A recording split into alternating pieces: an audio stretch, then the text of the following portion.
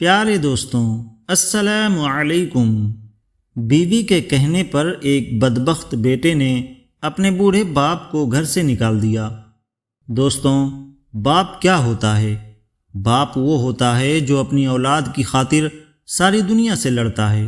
دنیا کے مسائل، دنیا کی تکلیفوں سے لڑ کر بھی وہ اپنے بچوں کی بہت لاڈ پیار سے پرورش کرتا ہے، لیکن وہی اولاد جب بڑی ہوتی ہے تو اس بوڑھے باپ کو برا بھلا کہتی ہے، اور کچھ اولاد تو اپنے بوڑھے والدین کو گھر سے نکال دیتے ہیں۔ یہ واقعہ ایک ایسے ہی نوجوان کا ہے جسے اپنے بوڑھے اور بیمار باپ پر بالکل بھی رحم نہیں آیا، اور اس نے اپنے بیمار باپ کو گھر سے نکال دیا۔ اس جوان بدبخت بیٹے نے بوڑھے باپ کا سامان گٹری میں باندھا اور گٹری بوڑھے باپ کے حوالے کر دیا، اور باپ کو بازو سے پکڑ کر زبردستی گھر سے باہر نکال دیا۔ کہنے لگا، بابا خدا کا واسطہ ہے، اب میں تجھے اور برداشت نہیں کر سکتا۔ میری بیوی تجھ سے تنگ آ گئی ہے، اگر تو اس گھر میں رہے گا تو میری بیوی یہ گھر چھوڑ کر چلی جائے گی، اسی لیے تجھے اس گھر سے جانا ہوگا، کیونکہ میں اور میری بیوی سکون سے رہنا چاہتے ہیں۔ بابا جا، تو میری زندگی سے ہمیشہ کے لیے چلا جا، آج کے بعد تو میری زندگی میں کبھی نہ آنا۔ باپ مسلسل یہی کہہ رہا تھا کہ بیٹا ایسا کام نہ کر، مجھ بوڑھے پر اتنا ظلم نہ کر، مجھے گھر سے نہ نکال، لیکن بیٹے نے اپنے بوڑھے باپ کی ایک نہ سنی۔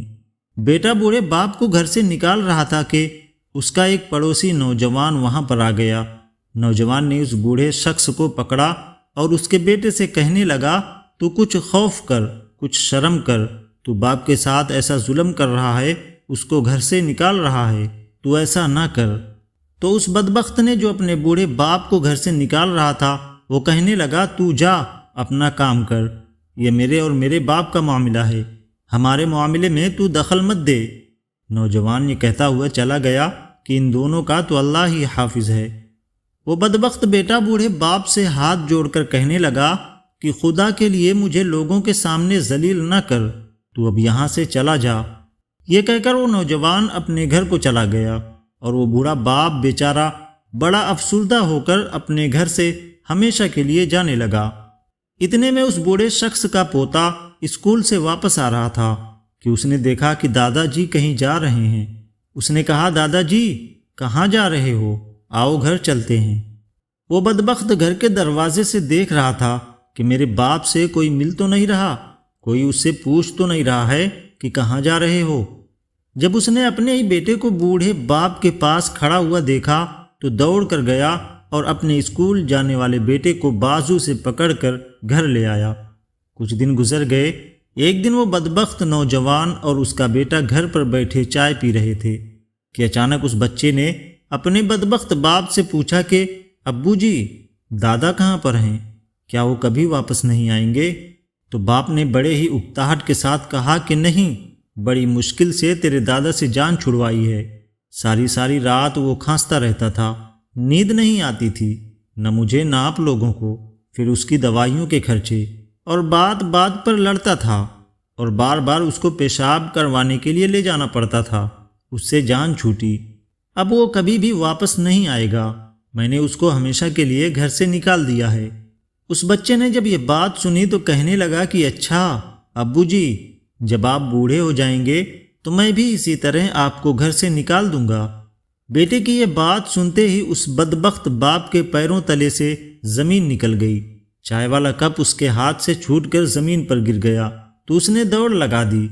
اب وہ گلیوں میں، سڑکوں میں، بازاروں میں اپنے بوڑھے باپ کو پاگلوں کی طرح ڈھونڈتا رہا، اور راستے میں ہر آنے جانے والے لوگوں سے پوچھتا کہ کہیں آپ نے اس طرح کے بوڑھے آدمی کو تو نہیں دیکھا، لیکن کہیں سے بھی بوڑھے باپ کا کچھ پتہ نہ چلا۔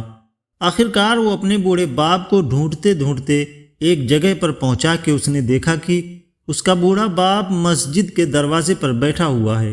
وہ فوراً اپنے بوڑھے باپ کے پاس گیا اور جا کر اپنے باپ کے قدموں میں بیٹھ گیا۔ کہنے لگا، ابو جی، میں نے آپ کو بہت سی جگہوں پر تلاش کیا، لیکن آپ یہاں بیٹھے ہو۔ پھر وہ ہاتھ جوڑ کر اپنے بوڑھے باپ سے معافی مانگنے لگا کہ ابو، میں نے آپ کا بہت دل دکھایا، آپ کو بڑی تکلیفیں دی، خدا کا واسطہ مجھے معاف کر دو، ورنہ میری دنیا اور آخرت دونوں تباہ ہو جائیں گی۔ بوڑھے باپ کو اپنے جوان بیٹے پر ترس آ گیا اور وہ بوڑھا شخص اپنے جوان بیٹے کو معاف کر دیا۔ پھر وہ نافرمان بیٹا اپنے بوڑھے باپ کو وہاں سے بڑی عزت و احترام کے ساتھ اپنے گھر لے گیا۔ تو دوستوں، اگر آپ کے بوڑھے والدین زندہ ہیں تو دنیا میں ان کی قدر کرو۔ اگر ہم ان کی قدر نہیں کریں گے، ہم ان کی نافرمانی کریں گے تو ہماری دنیا بھی برباد ہوگی اور آخرت بھی برباد ہو جائے گی۔ اللہ تعالیٰ سے دعا ہے کہ ہمیں اپنے والدین کا ادب و احترام کرنے اور ان کی خدمت کرنے کی توفیق عطا فرمائے۔ آمین ثم آمین۔